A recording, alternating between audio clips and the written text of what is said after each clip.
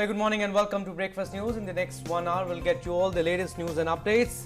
First day of winter session of Parliament today. Several bills will be tabled. Updates on new coronavirus variant, also Omicron, and the steps that are being taken by India. Also, Andhra Pradesh and Odisha are likely to be hit by a cyclonic storm. And in sports, also India junior hockey team, they have entered the semi-finals. All of this and much more. My name is Abhishek and with me is my colleague Preeti. Good morning. Good morning, Abhishek, and yes, a warm morning to all of you. And Abhishek just gave a small teaser, and in the next 1 hour we'll make sure that you keep yourself abreast with everything that's making it to the headlines. We'll get you national updates, international updates, updates from the world of business, sports, enough to keep you engaged for the next 1 hour to make sure that your tea or coffee right in the morning tastes even better. First, the top stories. The United States identified its first known case of Omicron discovered in a fully vaccinated patient who traveled to South Africa. Infected person had mild and improving symptoms, returned to the United States from South Africa on November 22nd and tested positive 7 days later.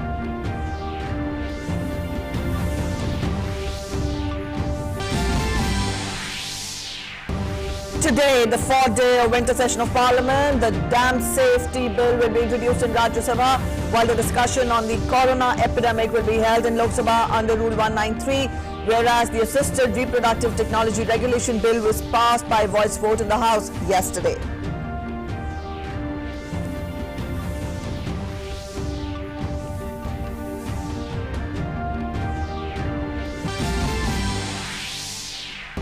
President gives assent to the bill related to the withdrawal of 3 farm laws. After the approval of the Parliament, all the 3 farm laws were withdrawn.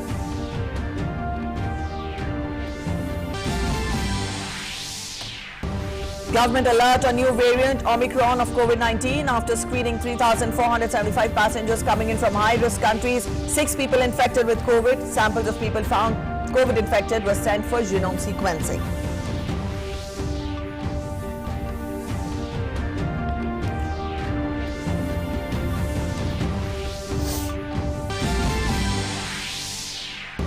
Russian President Vladimir Putin will visit India on December 6th, would participate in the 21st India-Russia Annual Summit to discuss the relations and development of strategic partnership.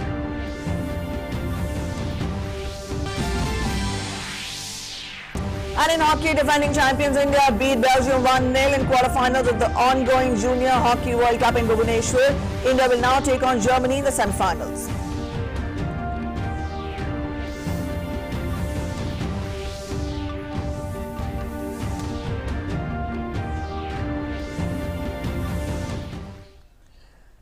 Alright, those are the top stories. Let's get to the news in detail. We begin with the national headlines first. We'll begin with the Parliament news. Today is the fourth day of the winter session of the Parliament. In Lok Sabha, Union Health Minister Dr. Mansukh Mandavia will table the National Institute of Pharmaceutical Education and Research Amendment Bill 2021 for consideration and passing. The Union Minister will move the bill further to amend the National Institute of Pharmaceutical Education and Research Act 1998. The lower house will also witness discussion on COVID-19 pandemic and various aspects related to it under Rule 193.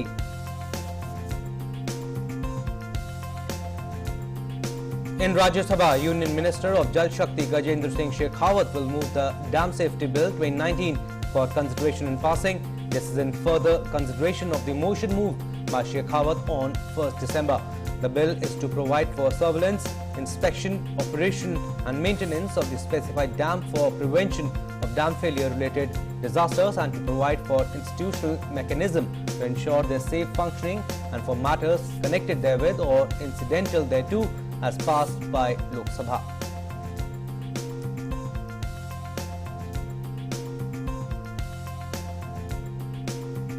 President Ramnath Kovind has signed the Farm Laws Repeal Act 2021 for the withdrawal of 3 farm laws. The notification related to President's assent was issued on Wednesday night. Earlier, the bill was passed in record time in both the Houses of Parliament on the first day of the winter session. The Farm Laws Repeal Bill was passed in Lok Sabha within 4 minutes amidst opposition's demand for a discussion. In Rajya Sabha, it was passed after a short discussion. Prime Minister Narendra Modi had promised to return these laws on the day of Gurpurab.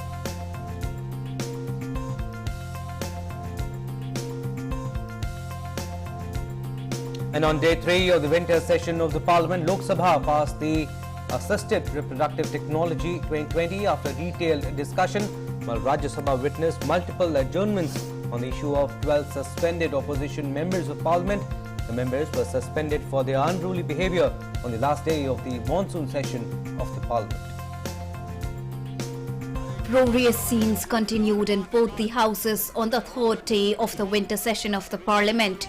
Witnessing some sloganeering, the Lok Sabha managed to conduct question hour and zero hour. Rajya Sabha, on the other hand, couldn't function at all as the opposition continued ruckus over the suspension of 12 members of the House. The lower house witnessed interventions by the TRS members on farmers' issues. Speaker Om Birla raised serious objection to the repeated sloganeering by the TRS members during the question hour. दर्शकगण, आप सदन के सदस्य हैं, वरिष्ठ सदस्य मान्य बोल रहे हैं, आप उनके आगे तख्तियां ले रहे हैं। क्या सदन में मर्यादा बनाना चाहते हैं आप? आपके इश्यू पे मैंने आपके कल नेता को बोलने का पर्याप्त समय पर्याप्त अवसर दिया है। ये सदन में आपका तरीका न्यायोचित नहीं है। In response to a question on electrification, Railways Minister Ashwini Vaishnaw informed that the work on the electrification is going on as per the schedule and 72% of the target till 2022 has been achieved. As on 1st November 2021, out of the 64,689 route kilometers of broad gauge, 46,776 route kilometers have already been electrified, Honorable Speaker Sir, which is 72% of the entire target which we have kept for completing within 2022. When Lok Sabha resumed business post-lunch, Health Minister Mansukh Mandaviya moved the Assisted Reproductive Technology Regulation Bill 2020 for consideration and passage. The bill was later passed by a voice vote. वालों के पक्ष में प्रस्ताव स्वीकृत हुआ, विधेयक यथा संशोधित पारित हुआ।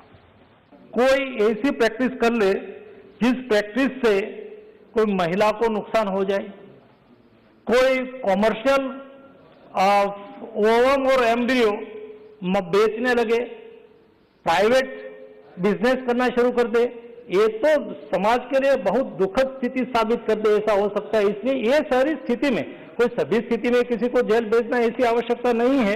ये सब चीजों को रखते हुए इस बिल में हमने प्रावधान किया है। Rajya Sabha, on the other hand, witnessed repeated adjournments as the opposition continued ruckus over the suspension of 12 members of the House. Rajya Sabha Chairman Venkaiah Naidu said there is no remorse of the members who've insulted the parliamentary system and urged the protesting members to let the upper house function. I advise the members, if you are determined, you don't want to have zero hour very important issues. 10 important issues are there. Special mentions are there. You don't want special mentions. You don't want zero hour. You don't want house to run. Crores of rupees are being spent on this house and people are getting dismayed for what is happening in this house. Parliamentary Affairs Minister Pralhad Joshi took a jibe at the opposition members who protested near the Gandhi statue inside the parliament premises and appealed to them to come inside and participate in the debate. कल भी आप नहीं थे, dam safety के bill बारे में हम पारित कर सकते थे, लेकिन अपने आप सरकार के तरफ से मैंने निर्णय लेके उसको पोस्टपोन किया हूं। आज चर्चा होने दो, क्योंकि हम भी कंस्ट्रक्टिव सजेशन और ओपन डिबेट सरकार चाहते हैं, इसलिए हमने कल पोस्टपोन किया है। कम से कम आज आप आइए, चर्चा में भाग लीजिए, और अगर 12 एमपी आना चाहते हैं तो वो रिग्रेट व्यक्त करने दो, पश्चाताप व्यक्त करने दो। So on day 3 of the proceedings, while Rajya Sabha could not transact any business, Lok Sabha managed to take up interventions by the members on matters of urgent public importance. Parliamentary Team, DD India. All right, to get us more on the Parliament, on the action in Parliament today, we are joined by our correspondent Vikas Sarthi. Vikas, it's the fourth working day of Parliament. Spell out more. We've given a broad outline of the business that is to be taken up in both the houses. You get us the details first. Right, Preeti. In fact, in the Rajya Sabha, government is trying to bring the dam safety bill for last 3 days, but due to pandemonium in upper house and the ruckus by the opposition MPs, this bill is being postponed for now, fourth day. Now, today, this bill will be moved by the minister in the upper house, and he will seek a discussion on the same. But we will have to wait how things pop up in the Rajya Sabha, because over the suspension of 12 MPs, the opposition MPs have been creating ruckus for last 3 days, and in fact yesterday also they didn't allow chair to conduct the house, and the Rajya Sabha finally had to be adjourned for the day. In the Lok Sabha, there will be a bill tabled by the health minister, which is related to the National Institute of Pharmaceutical Education and Research. So it is expected that there will be a discussion on that particular bill, and the most important thing, Preeti, there will be a discussion on the COVID situation after the question asked. So members may ask some very important questions from the government, that what is the status of the government's preparation to tackle the new variant of COVID-19. So this is going to be a very important discussion in the Lok Sabha. Right, and also Vikas, like you mentioned, the uproar continued on the third working day of the winter session, and the opposition also indicated that it may continue. The uproar could witness disruptions for the next couple of days also. And after Rajya Sabha Chairman M. Venkaiah Naidu, he refused to revoke the suspension of 12 MPs. Right. There is a kind of deadlock, because the chairperson said that if these 12 MPs express unconditional apology, they may be allowed to participate in the proceedings. But the opposition MPs are adamant. They are saying that they didn't do anything wrong. They were raising issue of farmers in the parliament, and apart from it, some of the MPs are of the view that their suspension is not as per the rule. But chair has already cleared that their suspension was under very specifically defined rules. There was no irregularity in their suspension. But again, these MPs are adamant, and they are saying that they will not express any kind of apology to the chair. So this ruckus from the opposition MPs may continue, but we have seen some kind of legislative business in Lok Sabha, important legislative business. Yesterday, Lok Sabha passed a very important bill related to the assisted reproduction. So in Lok Sabha, we may see smooth proceedings, but again, the Rajya Sabha may again see some ruckus from the opposition MPs. All right, Vikas, now talking of the opposition's strategy here, the concern of the opposition is to express their viewpoint as well, but to this extent that they do not allow the business to be transacted, so much so that the members of the opposition, some of them had to be suspended. So what do you make of the intentions of the opposition? Because as put forth by Mr. M. Venkaiah Naidu also, that public money is put at stake, and it is the urgent need for the opposition to come to the House to let the proceedings function smoothly. So what do you make of the opposition's intent? What is it that they are exactly hitting on?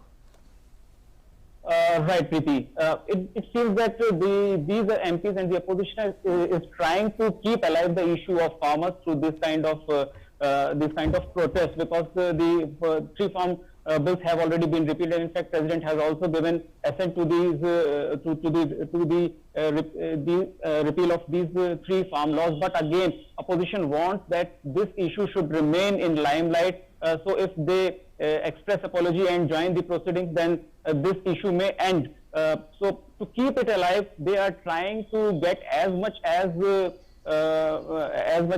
focus, as much as attention they can seek. You may see that from the next week onwards, this kind of protest and agitation may come to an end. But it seems that this week itself, the opposition will try its best to keep the issue of farmers alive. But Vikas, last question before we wind it up here. We want to understand this. Centre is open to discussions on whatever the topic of discussion is, whatever opposition wants. But again, where is the impasse? Why the opposition is not letting function the parliament properly? Again, as I told you that if these MPs, these 12 MPs express apology and join the proceedings, then the issue of farmers will come to an end, because all those 3 farm repeals which have been severely criticized by the opposition MPs have already been repealed by the government. So the issue will come to an end, and the opposition wants to keep it alive as much as they can. So they are not expressing any kind of apology. They are sitting on dharna outside the house. They are trying to get as much as attention they can seek, because from the next week onwards, this issue may come to an end. All right, Vikas, thank you so much for joining in with those inputs. We'll have to see how the days ahead pan out. But at present, that was our correspondent Vikas Harthi telling us about the important legislative business that is to be taken up today. We'll keep you updated. Let's turn focus on to COVID now. Right, 6 COVID-19 positive cases were reported on Wednesday after screening 3,476 passengers of 11 flights that arrived in India from at-risk countries. Total of 11 international flights landed at various airports of the country from midnight to 4 p.m. on Wednesday from at-risk countries. The flights carried 3,476 passengers. The passengers were administered RT-PCR tests, wherein only 6 passengers were found COVID-19 positive. The samples of the COVID-19 positive passengers have been sent to INSACOG Labs, which is the Indian SARS-CoV-2 Genomics Consortium. The samples have been sent for whole genomic sequencing. The Government of India continues to keep track of the evolving situation and supporting states' duties in the fight against the pandemic through whole of government approach.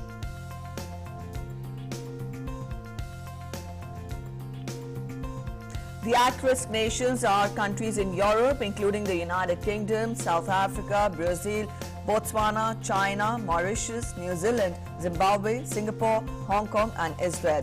Travellers from these countries need to follow additional measures on arrival in India, including post-arrival testing.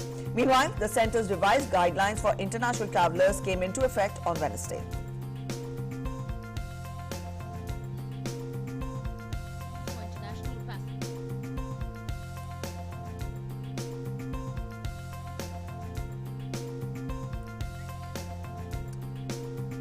India has mandated its airports to enforce a strict quarantine and testing rules for international passengers. Also, the government is reviewing its 26 November decision to resume international flights from 15th of December. The new travel guidelines for international passengers released by the Ministry of Civil Aviation came into effect from midnight last night. Airports throughout the country were directed to facilitate the RT-PCR testing of passengers coming from at-risk nations. All this amid the concerns of Omicron, the new variant of COVID-19. The ICMR approved 9 testing systems for COVID-19 used globally as being equivalent to an RT-PCR test. Further issuing a clarification, ICMR said that for travellers coming from countries not identified as at risk, a random sample of 2% of the travellers will be done. This number has been revised from the earlier 5% in the fresh guidelines issued on November 30th. Travellers undergoing random sampling may give the sample and be allowed to leave. The random sampling of passengers can be done at the discretion of the airport or the airlines. Post-arrival testing can be exempted if a person is travelling from a country considered not at risk and has only a transit in the at-risk country. However, if the person has travelled to any at-risk country in the last 14 days, he or she will be asked for post-arrival testing and other additional restrictions. Meanwhile, airports across the country have enforced strict quarantine and testing rules for international passengers amid concerns over the Omicron strain. At Delhi's IGI airport, seating arrangements have been revised for the passengers as per the COVID-19 guidelines. बिल्कुल everybody is afraid because uncertainty से there is a fear और fear से there is a reaction like we are doing कि कोई भी कहीं से आ रहा है जबकि यूक्रेन में कोई केस नहीं है लेकिन फिर भी हमको काफ़ी इसके कारण मतलब there is a fear psychosis. Test लेके वो रिपोर्ट देख के वो तब बाहर आने देंगे उन्होंने बोला भी 3-4 घंटे लग जाएंगे एयरपोर्ट में Given the growing concerns over Omicron, the centre has told the Maharashtra government that its guidelines are not as per the guidelines released by them. The Union Health Ministry has asked the Maharashtra government to comply with its guidelines strictly.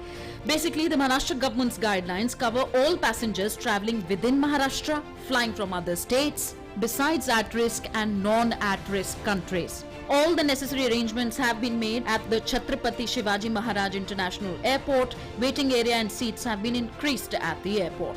All international travellers will have to provide details of the countries they have visited in the last 15 days. Domestic passengers must have their negative RT-PCR report with them during the journey.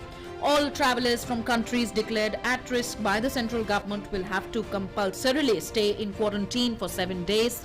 In their 7-day quarantine, passengers' RT-PCR report of the 2nd day, 4th day and 7th day should be negative.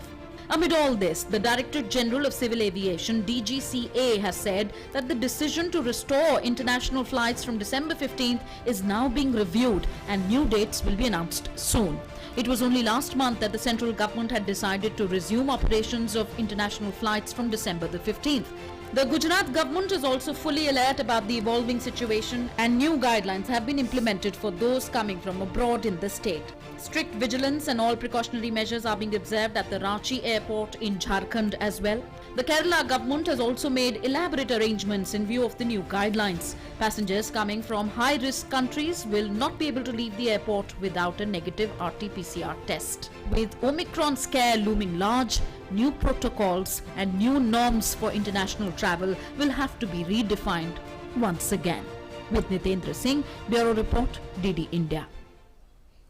And with the administration of over 71,55,000 vaccine doses in the last 24 hours, India's COVID-19 vaccination coverage has achieved nearly 125 crore. Cumulatively, 124 crore 86 lakh 9,652 beneficiaries have been vaccinated across the country so far. Out of the total vaccination, 79 crore 9 lakh 99,901 vaccine doses have been given as first dose, while 45 crore 76 lakh 9,751 doses have been administered as second dose.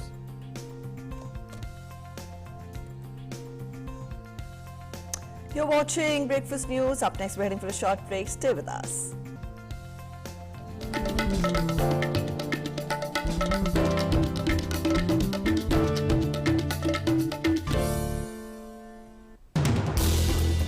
As the day unfolds and news and events take shape, we get you complete coverage of every news breaking in, tracking new developments as they happen.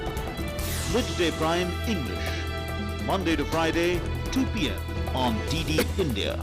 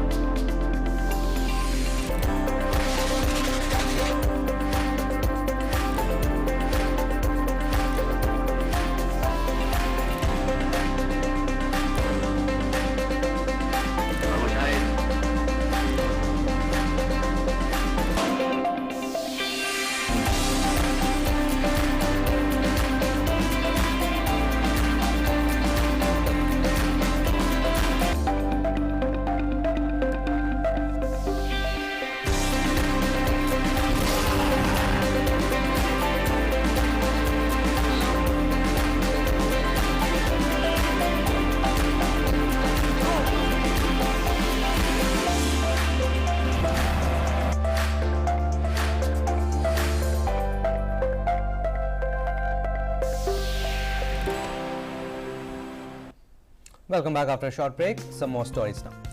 Yes, due to inclement weather, drizzle with strong wind continues in all the districts of Gujarat. Dang, Valsad, Navsari, Umarpara, Vistaro of Gujarat has received more rains.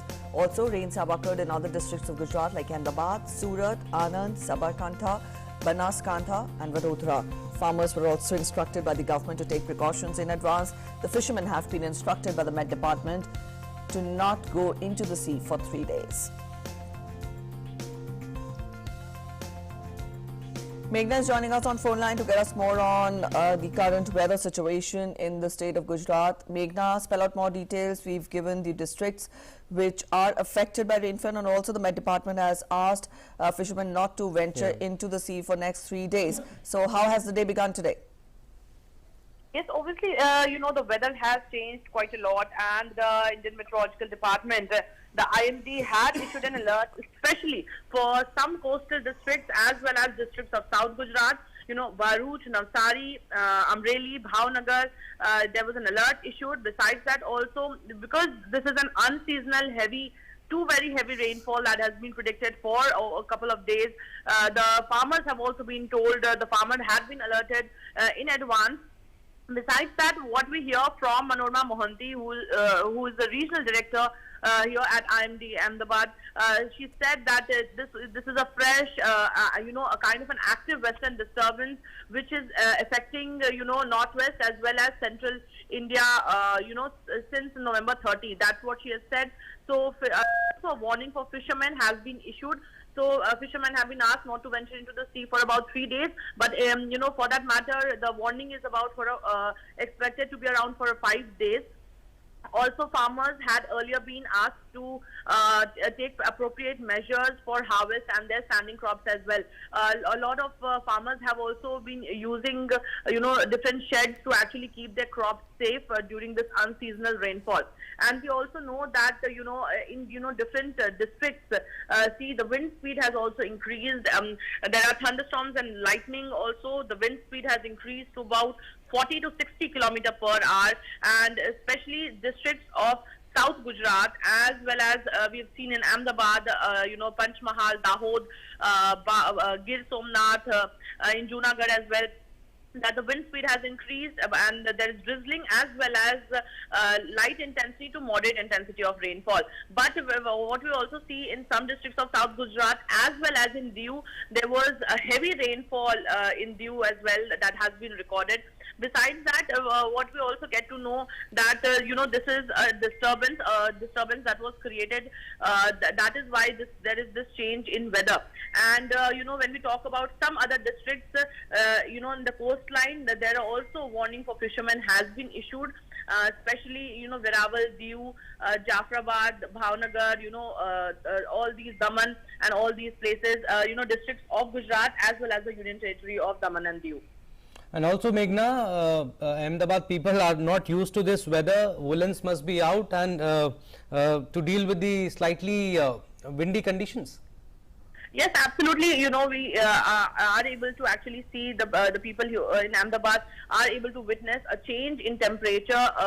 Definitely after when the wind speed has also increased, and this is an unseasonal rainfall, which is less likely expected in Ahmedabad. And generally, Ahmedabad is not as shivering cold in winters, but just because of this unseasonal rainfall and the change in weather and temperature, the temperature has dipped a bit, but definitely.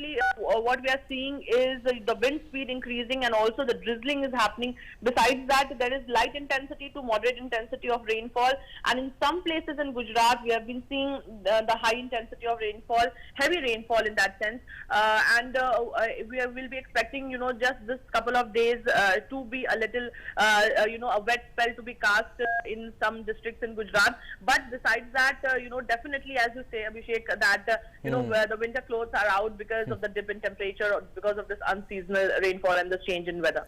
All right, Meghna, thank you for joining in with those updates. That was our correspondent Meghna spelling out more on the current situation in Gujarat with regard to the inclement unseasonal rainfall that is being witnessed. Let's turn focus on to other news now. Yeah, moving on to our next story now. Cabinet Secretary Rajiv Gauba held a review meeting on Wednesday of the National Crisis Management Committee to deal with the situation arising out of the impending cyclone in the Bay of Bengal. Director General, India Met Department briefed the committee about the current status of a low-pressure area in the Bay of Bengal. Chief Secretaries and senior officers from Andhra Pradesh, Odisha, West Bengal and Andaman and Nicobar apprised the committee of the preparatory measures being undertaken. NDRF has deployed 32 teams in these states and additional teams are also being kept in readiness. Rescue and relief teams of the Army and Navy along with ships and aircrafts are ready for deployment if required.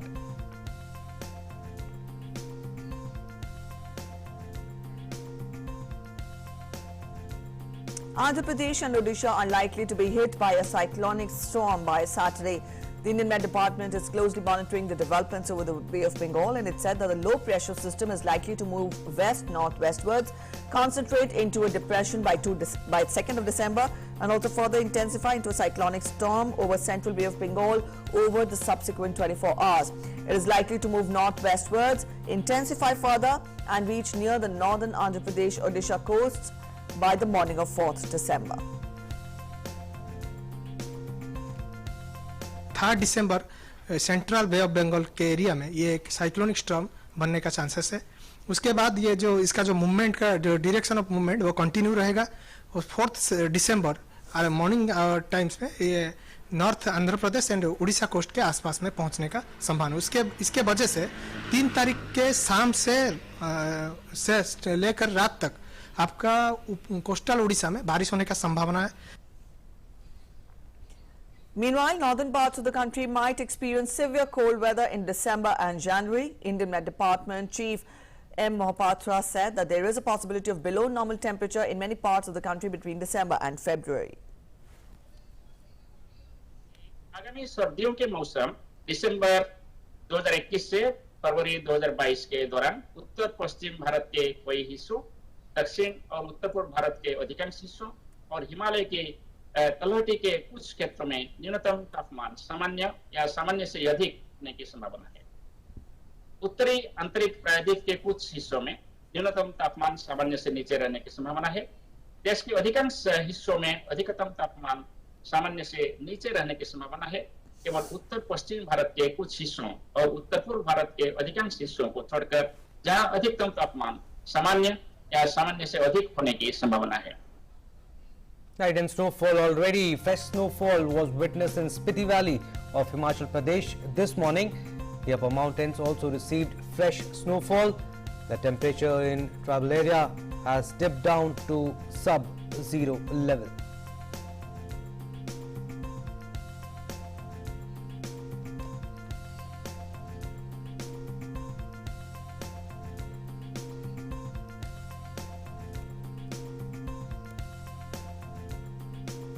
Russian President Vladimir Putin will pay an official visit to New Delhi on 6th of December for the 21st India-Russia Annual Summit with Prime Minister Narendra Modi. It is expected that during the talks with Prime Minister Modi, the discussion will focus on the further development of relations of the especially privileged strategic partnership between the two countries. The leaders will also exchange opinions on current topics on the international agenda, including the joint work within the G20, BRICS and the SCO. The meeting between President Putin and Prime Minister Modi is also likely to see presentation of the S-400 air defense system to India, which has already started arriving in India in parts. In a major boost to India and Russia military ties, the two countries are scheduled to ink the deal on supplying 7.5 lakh AK-203 assault rifles on Monday during Russian President Vladimir Putin's visit to Delhi.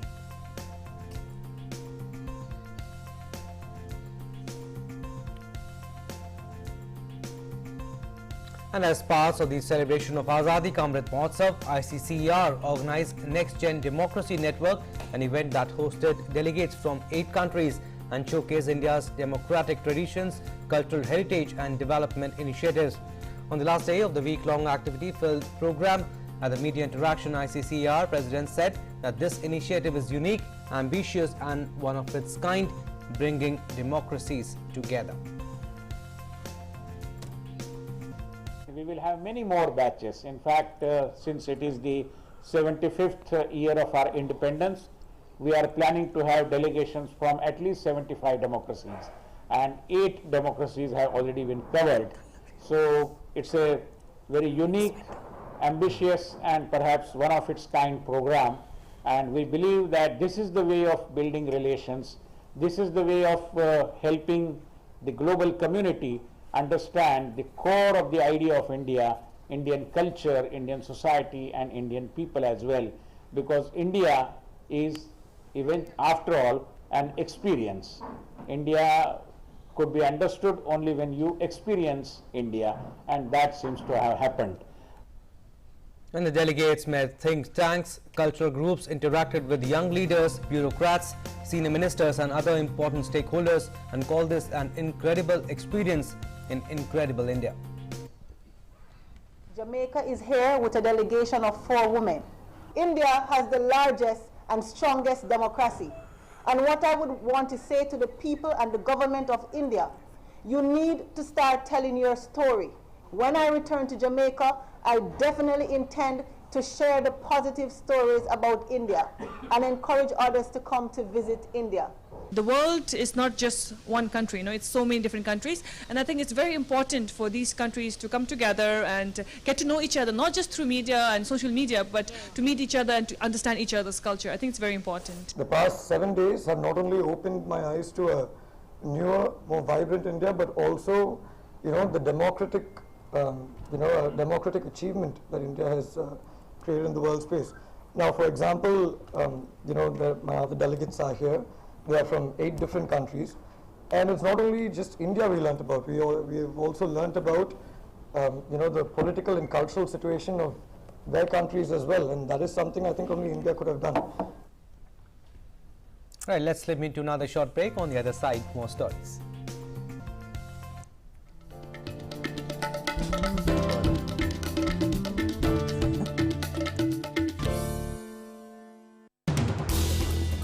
As the day unfolds and news and events take shape, we get you complete coverage of every news breaking in, tracking new developments as they happen.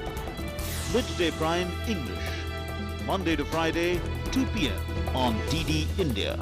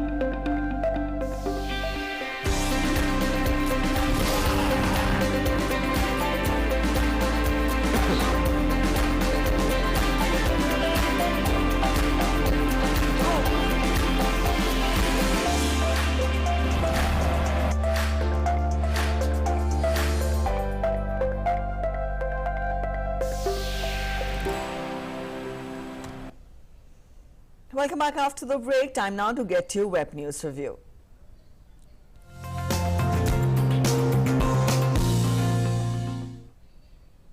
Right, so our colleague Abhishek Jha is with us for the Web News Review segment. Good morning, Abhishek, over to you.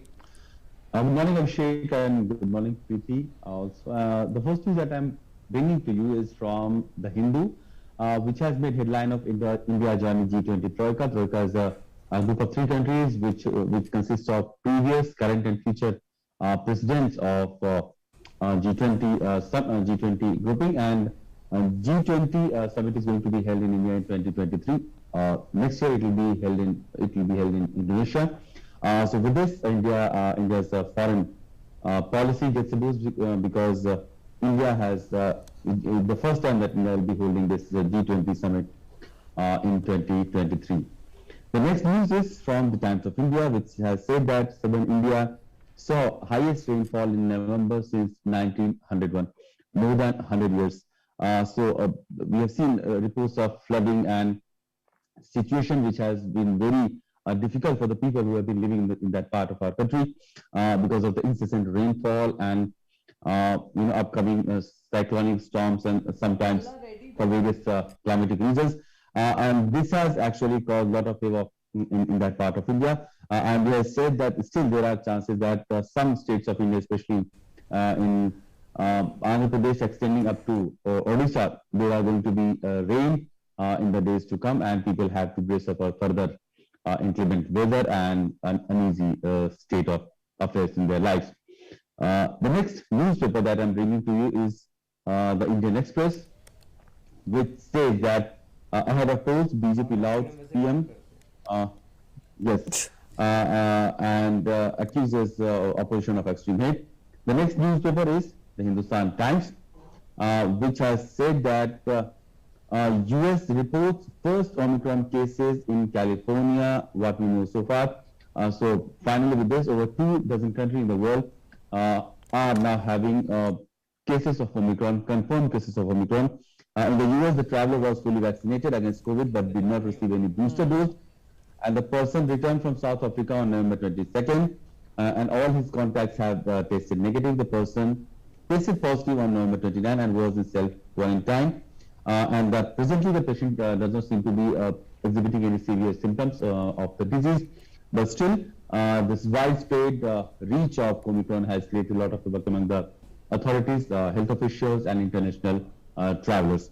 So this was all from the web section of News Review. Back to you, Preeti and Abhishek, for further updates. All right, Abhishek, thank you for joining in with that web news review this morning. Right, moving further, it's 2nd December today. Every day on DD India, we bring you a special story on India's glorious freedom struggle. It's one of the greatest struggles the modern world has ever witnessed.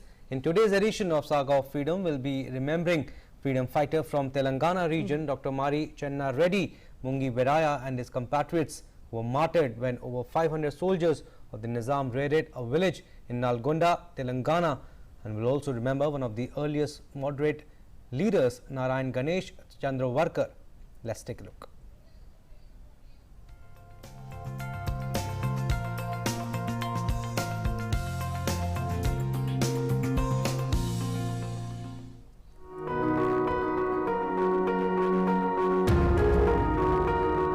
In today's episode, we remember freedom fighter from Telangana region, Dr. Mari Chenna Reddy, who died on the 2nd of December 1996. He took part in the political struggle in the erstwhile Hyderabad state during the 1940s. He was also among the stalwarts who headed the Telangana movement in the late 1960s. Reddy was born on the 13th of January 1919 in Paramangalaram village in Hyderabad state, at present in Moinabad zone of Rangareddy district, Telangana state. After graduating from Osmania Medical College, he opened 2 clinics and set up his own medical practice. However, his heart desired to fight for the cause of freedom, so he abandoned his successful medical practice and dedicated himself to the cause of public service against the oppressive rule in the princely state.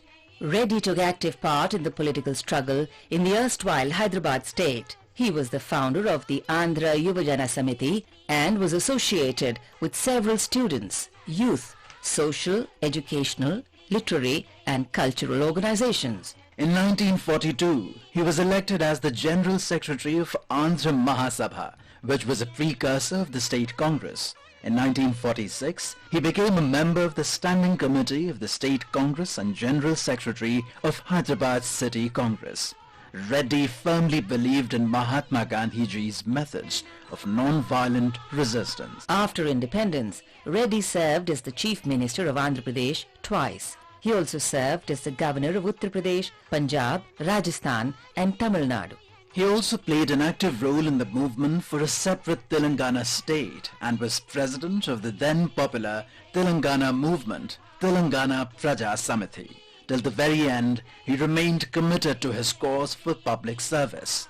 We salute this great nationalist freedom fighter and son of the soil. We also remember Mungi Viraya and his compatriots who were martyred on the 2nd of December 1946 when over 500 soldiers of the Nizam raided the village of Mallareddigudam in Nalgonda, Telangana in search of the peasant rebels. Viraya, along with over 600 villagers, gathered to offer resistance, on which the soldiers opened fire, even without any provocation, in which Viraya and another peasant died immediately. The other villagers rose in self-defense and countered the autocratic Nizam soldiers by using Vadisela's catapults for throwing stones and chili water for throwing in the eyes. 9 more villagers died in the brutal suppression. We salute all the martyrs.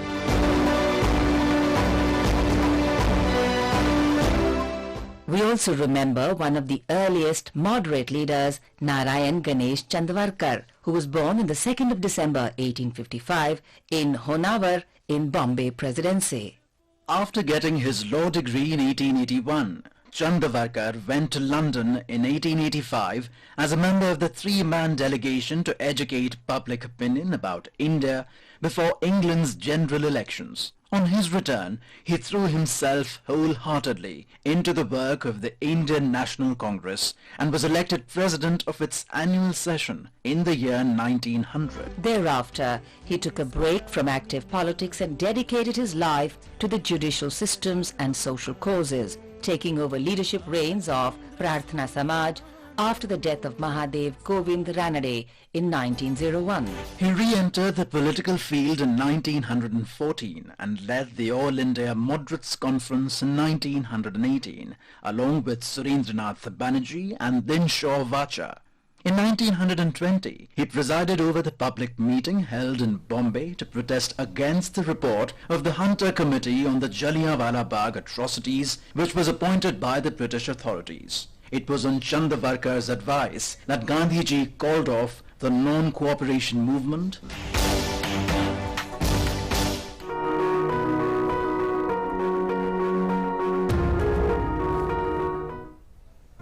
And now we get you all the international updates in our segment Across the Globe.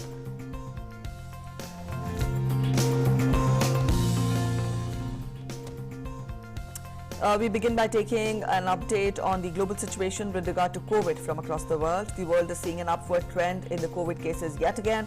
The number of cases of the disease have crossed 26 crore 37 lakh globally, while so far more than 23 crore 80 lakh people have recovered from the virus.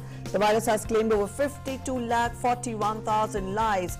The US continues to remain the worst affected country, registering more than 4 crore 95 lakh cases and over 8 lakh deaths.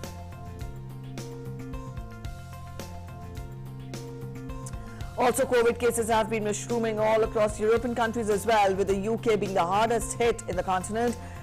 The UK has more than 1 crore 2 lakh cases of COVID, followed by France, where the cases have risen above 77 lakh 25,000. Germany also registers a spike in the number of cases. And up on your screens, we have the number 59.53 lakh, and also Italy is next in line with 50.43 lakh cases of the COVID. So here we have an overall COVID impact on Europe up on your screens. And the emergence of the Omicron variant has understandably captured global attention. WHO's member states decided to embark on the process of drafting and negotiating a new convention agreement on pandemic prevention, preparedness and response. In his opening remarks at the media briefing on COVID-19, WHO Director General said at least 23 countries from all 6 WHO regions have now reported cases of Omicron, and the agency expects the number to grow. The World Health Organization has called on all countries to take rational, proportional risk reduction measures in keeping with the international health regulations. WHO DG says that countries must not forget that they are already dealing with a highly transmissible dangerous variant, the Delta variant, which currently accounts for almost all cases globally. And the World Health Organization expects to have more information on the transmissibility of the new Omicron variant of the coronavirus within days. Vaccine developers have said it will take about 2 weeks to assess whether their shots are effective against it. According to WHO, one possible scenario was that the new variant, which was first reported in southern Africa, may be more transmissible than the dominant Delta variant. Also, the existing COVID-19 vaccines will work against the variant. WHO technical lead on COVID-19, Maria van Kerkhove, warned that travel bans prevented South Africa to ship samples of Omicron variant out of the countries. Travel bans that have been imposed by South Africa have caused some challenges for those samples to actually be shipped out of the country. So there are other implications for these travel bans that are out there. We're finding a way, they're finding a way to be able to share those materials so that studies can be done. Unfortunately, or fortunately, but unfortunately, the virus passes in people. And the virus is in 23 countries now. And so that virus is available to many already, but travel bans do have a negative impact on the ability to ship samples out of a country. The United States on Wednesday identified its first known case of Omicron discovered in a fully vaccinated patient who traveled to South Africa as scientists continue to study the risks the new COVID variant could pose. Public health officials said that the infected person, who had mild symptoms, returned to the US from South Africa on 22nd of November and tested positive 7 days later. The United States has banned all the foreigners, nearly all of them, who have been in one of the 8 southern African countries. Here in the city and county of San Francisco, under the University of California, San Francisco, and our partnership with the Department of Public Health, using the latest of technology, we have discovered our first case, not only here in San Francisco, but the entire country. Organizers halted a music festival for young people on the South African coast on Wednesday after 36 people tested positive for COVID-19 at the site. The Ballito Rage Music Festival began on Tuesday in the town of Ballito, north of Durban on South Africa's eastern coast. Out of 940 people tested for COVID during the first 8 hours of the event, 32 guests and 4 staff were positive. It was not known whether the 36 were infected with Omicron or another variant. The festival was one of various taking place across South Africa aimed at high school leavers who have just taken final exams, a seasonal tradition known as metric parties. Addressing the nation on Sunday, President Cyril Ramaphosa had urged organizers to cancel all such events.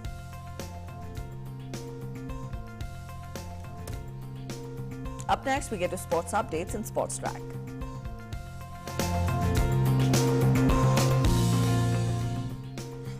Defending champions India have made it to the semi-finals of the ongoing Junior Hockey World Cup in Bhubaneswar. Team India beat Belgium 1-0 in the quarterfinals, and India now face 6-time champions in the semi-finals, that is Germany. Germany is the most successful team of this tournament. The semi-final match between India and Germany will be played on Friday. Shardhanan Tiwari's goal proved to be the winning side for India in the second quarter. Earlier, the Indian team had also shown defeat to the Belgian team in the final of 2016 Junior Hockey World Cup. Football now. Manchester City's impressive journey in the English Premier League continues. The team registered its 4th consecutive win in the league. Man City managed to beat Aston Villa's team 2-1 in the Wednesday's match. Ruben Dias and Bernardo Silva scored 1 goal each for Man City. Watkins scored the only goal for Aston Villa in the 47th minute of the game.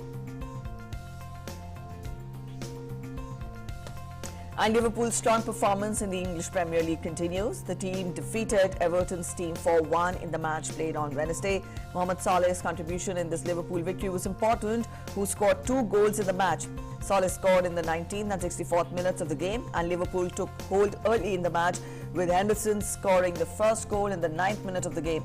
Liverpool's team is currently 3rd in the points table and just 2 points behind the top-ranked team, Chelsea.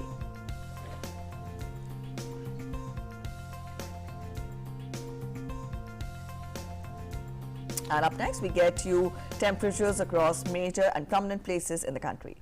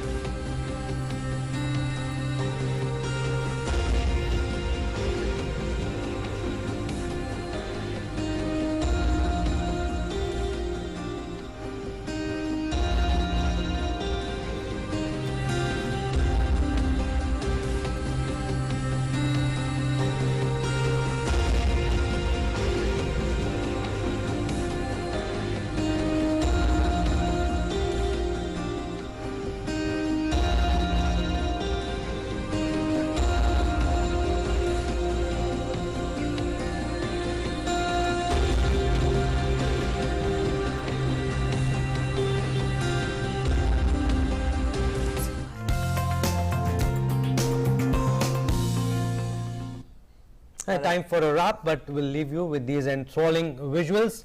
The UAE held a grand ceremony on Wednesday in Dubai as part of celebrations marking 50 years since the nation's historic unification and founding in 1971. The 50th National Day was celebrated on the Al Wasl stage at Expo 2020. Take a look. Namaskar. Have a good day ahead. Goodbye.